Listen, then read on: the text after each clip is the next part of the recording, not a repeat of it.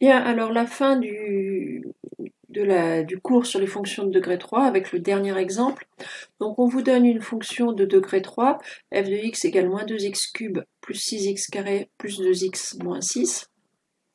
Et on vous demande de montrer que c'est la même chose que moins 2 fois x moins 1 fois x plus 1 fois x moins 3. C'est-à-dire ça c'est la forme factorisée, ça c'est la forme développée. Alors le passage direct de la forme développée à la forme factorisée, vous ne savez pas le faire. C'est pas du tout facile d'ailleurs.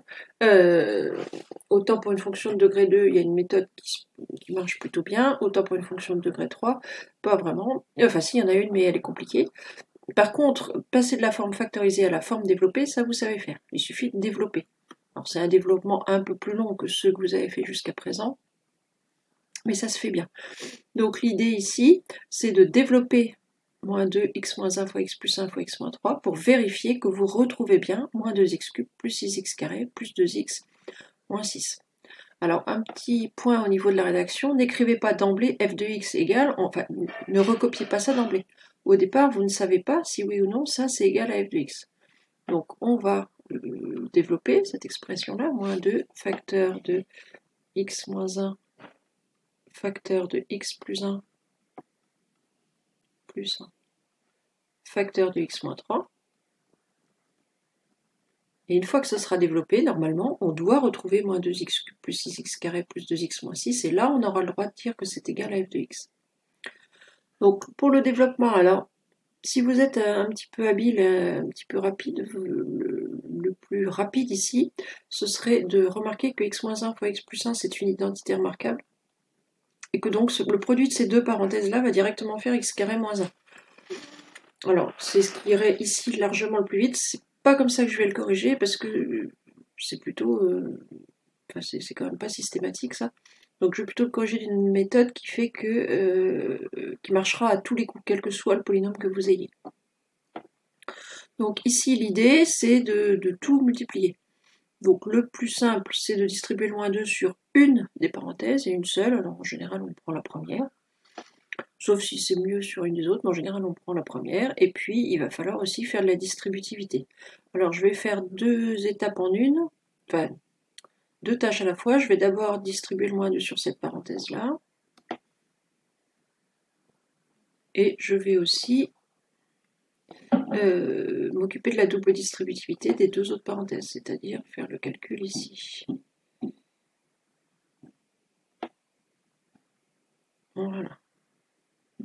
Donc on va faire les deux choses en même temps. Donc moins 2 sur la première parenthèse, moins 2 fois x, moins 2x.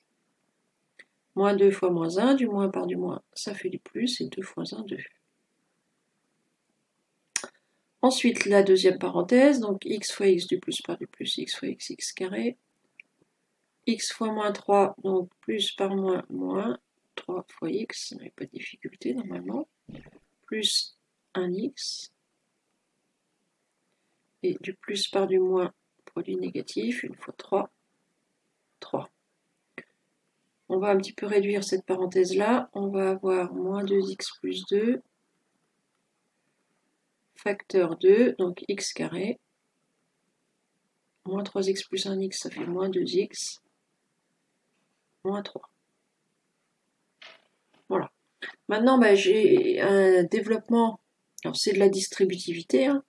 Alors on ne peut pas vraiment parler de distributivité double, mais l'idée c'est de multiplier tous les termes de la première parenthèse par tous les termes de la deuxième.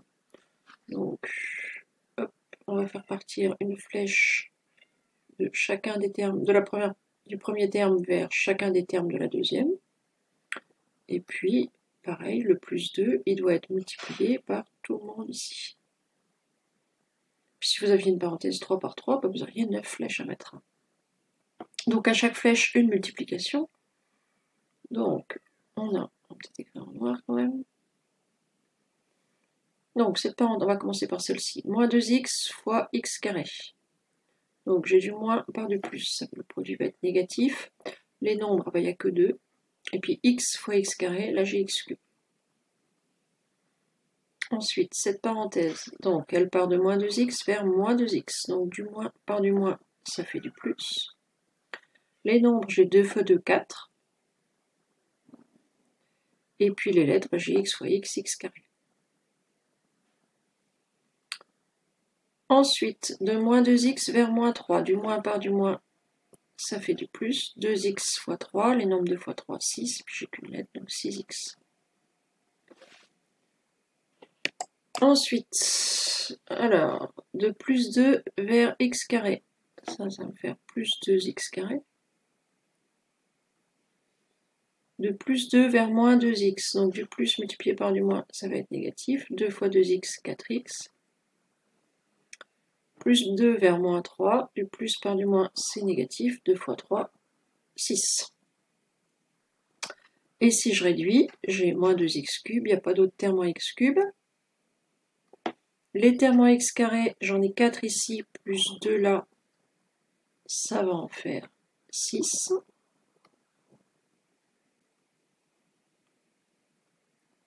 Les termes en x, j'en ai plus 6 ici et moins 4 là, donc je vais en avoir plus 2x. Et puis j'ai moins 6 qui est tout seul. Et moins 2x cube plus 6x carré plus 2x moins 6, je retrouve bien f de x. Là, maintenant, j'ai le droit d'écrire, oui, effectivement, f de x, c'est pareil que moins 2, facteur de x moins 1, facteur de x plus 1, facteur de x moins 3. En déduire les racines de f de x. Alors, si vous connaissez votre cours, vous savez que f de x, un polynôme de degré 3, s'il a 3 racines, il s'écrit a facteur de x moins la première racine, qu'en général on appelle x1, x moins la deuxième racine, qu'on appelle x2, et x moins la troisième racine. Nous, on a f de x égale moins 2, facteur de x moins 1, facteur de x plus 1, facteur de x moins 3. Donc il faut identifier, alors le a c'est moins 2, là pas de souci, c'est le nombre devant x cube, là on n'a pas de problème. Ensuite x, g, moins x1, bon bah moins x1, il vaut 1.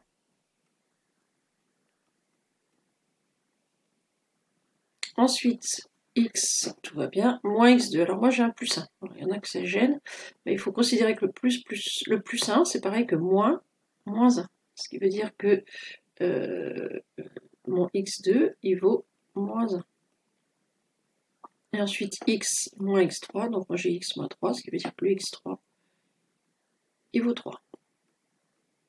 Alors pour retenir ça, alors il y en a qui n'ont aucune difficulté, qui se souviennent, ben on va changer les signes. Hein. Si j'ai un moins 1, la racine vaut 1. Si j'ai un plus 1, la racine vaut moins 1. Si j'ai un moins 3, la racine vaut 3. Alors pourquoi est-ce que ça marche bien? Ça, il faut se souvenir que les racines sont les antécédents de 0. C'est-à-dire ce sont les solutions de l'équation f de x égale 0.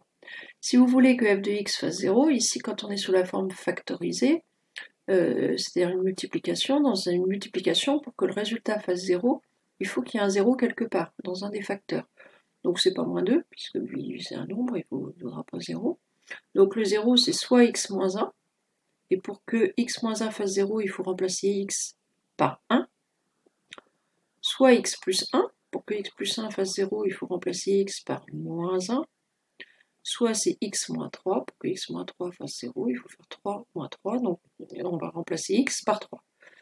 Donc il faut se souvenir un petit peu de tout ça, pour ne pas se tromper dans les signes. Ensuite, en déduire le signe de f de x, alors là il faut faire un grand tableau de signes. On a f de x qui est écrit sous la forme d'un produit, le produit de moins 2 par x moins 1 par x plus 1 par x moins 3. Le signe d'un produit dépend du signe de chacun des facteurs. Donc on va faire un grand tableau dans lequel on va mettre le signe de chacun des facteurs. Donc x va aller de moins l'infini à plus l'infini. Il va falloir que j'indique le signe de moins 2, le signe de x moins 1, le signe de x plus 1, le signe de x moins 3, et enfin le signe de f de x. Alors, moins 2, il est négatif. Lui, il ne va pas poser de problème. X moins 1, c'est une fonction affine, croissante. donc qui va être négatif avant d'être positive, je vais avoir besoin de savoir où elle s'annule pour savoir à quel moment je vais passer du négatif au positif. Même chose pour x plus 1, même chose pour x moins 3. Bon, bah, ces trois fonctions-là, elles vont s'annuler aux trois racines. Donc les trois nombres que je vais retrouver sur ma ligne dx sont les trois racines. 1, moins 1 et 3. Alors attention de bien les mettre dans l'ordre croissant. Moins 1 d'abord, puis 1, puis 3. Et là, je peux préparer mon tableau.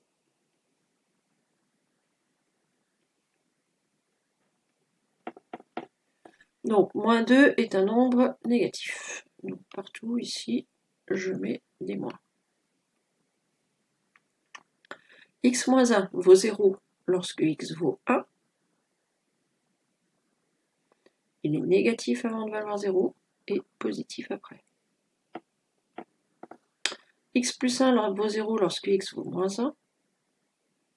Négatif avant, positif après. Et enfin, x moins 3 vaut 0 lorsque x vaut 3. Négatif avant, positif après. Alors, mettez bien un signe par case. Je pense vraiment que c'est plus facile. Alors, il y en a qui mettent qu'un grand signe ici. Alors après, c'est plus difficile de se repérer. Je crois que c'est plus facile que vous ayez un signe par case. Donc maintenant, il faut étudier le signe du produit. Alors, un produit avec 4 facteurs négatifs. De quel signe est-ce qu'il va être alors du moins par du moins, ça fait du plus. Je remultiplie par du moins, ça va devenir négatif. Et du moins par du moins, je vais retrouver du plus. On peut aussi le voir en disant, les deux premiers moins vont me donner un plus, les deux suivants aussi. Et donc au final, mon produit va être positif. Lorsque x vaut moins 1, f de x vaut 0. Ici, j'ai 3 facteurs négatifs et 1 positif. Du moins par du moins, ça fait positif. Multiplié par du positif, ça fait positif toujours. Et je remultiplie par un négatif qui va me faire passer mon produit en négatif.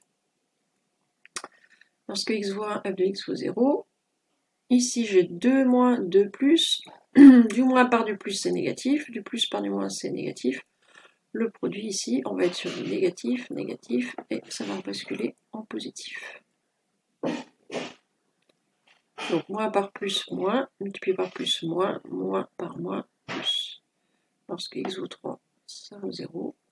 Le dernier, j'ai un signe moins et 3 signes plus. Du moins par du plus, c'est négatif. Je remultiplie par du positif, ça reste négatif. À chaque fois que je multiplie par un positif, ça va rester négatif. Pour aller plus vite, il faut savoir qu'il suffit de compter le nombre de facteurs négatifs. S'il y en a un nombre pair, comme ici il y en avait 4, ça veut dire que je vais pouvoir les grouper 2 par 2 pour faire que des plus. S'il y en a un nombre impair, comme ici je peux faire un signe plus, multiplier par un signe plus, mais il va me rester un nombre négatif. Donc, nombre pair de facteurs négatifs, comme dans cette colonne ou dans cette colonne, le produit va être positif. Un nombre impair, comme dans la deuxième et la dernière, le produit va être négatif. Et enfin, il faut, qu'est-ce qui se passe? En déduire de les solutions de l'inéquation f de x strictement négatif. Et bien, f de x est négatif ici et là. C'est-à-dire pour les valeurs de x allant de moins 1 à 1. Donc, ce qu'on veut, c'est les valeurs de x. Donc, dans cette colonne, x va de moins 1 à 1. Ou alors, x est plus grand que 3. Donc, f de x va être négatif. Pour x appartenant à moins 1, 1, ou on va remettre par un union, comme en proba, pour l'intervalle 3 plus infini. Bon, je vais revenir rapidement sur les crochets sur les intervalles. Alors en plus l'infini, c'est toujours un crochet vers l'extérieur, comme en moins l'infini d'ailleurs. En moins 1, en 1 et en 3, pourquoi j'ai mis des crochets vers l'extérieur? Parce que mon inéquation, c'était f de x strictement plus petit que 0.